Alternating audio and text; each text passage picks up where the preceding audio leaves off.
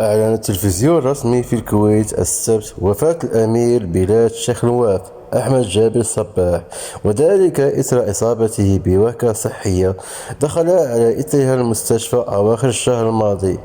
وقد أطلع التلفزيون الرسمي الإرسال في الوقت السابع صباح اليوم السبت، وبدأ ببث تلاوة من القرآن قبل أن يعلن في بيان رسمي وفاة الأمير بلال الذي تولى مقاليد الحكم عام 2020. وقد نشر في نص البيان: ببالغ الحزن والأسى ننعي إلى الشعب الكويتي والأمتين العربية والإسلامية والشعوب العالم الصديقة المغفور له بإذن الله تعالى حضرة الصاحب السمو الأمير بلاد الشيخ نواف أحمد جابر الصباح الذي انتقل إلى جوار ربه يوم السبت. وقد دخل الراحل المستشفى في 29 نوفمبر الماضي إثر وهكة الصحية بحسب ما نقلت وكالة الأنباء الرسمية في الكويت كونا، والتي أشارت حينها إلى أن حالته الصحية مستعرة على العلاج. من هو الشيخ نواف أحمد الصباح؟ ولد الأمير الراحل في 25 يونيو عام 1937 ولديه 4 أبناء وابنة واحدة. كان ولي العهد لأخيه الراحل الصباح أحمد الصباح على مدار 14 عاما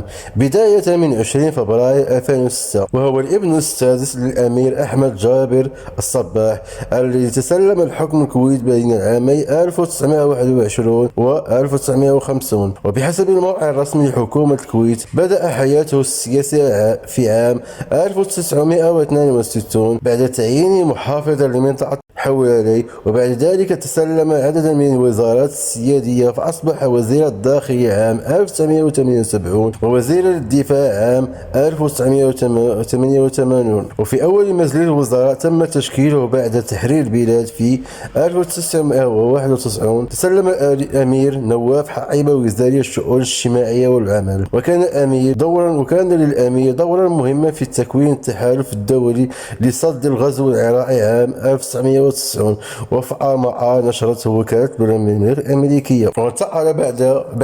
وانتقل بعدها في عام 1994 ليصبح نائبا للرئيس الحرس الوطني حتى استلامه منصب وزير الداخلية مرة أخرى عام 2003. وبقي الأمير في المنصب كوزير الداخلية إلى حين تسميته وليا للعهد سنة 2006، وتولى منصب الأمير البلاد رسميا في 29 سبتمبر 2020 قبل أن يتعرض لعدم من الوعكات الصحية حتى أعلن الديوان الأميري وفاته صباح 16 من ديسمبر 2023.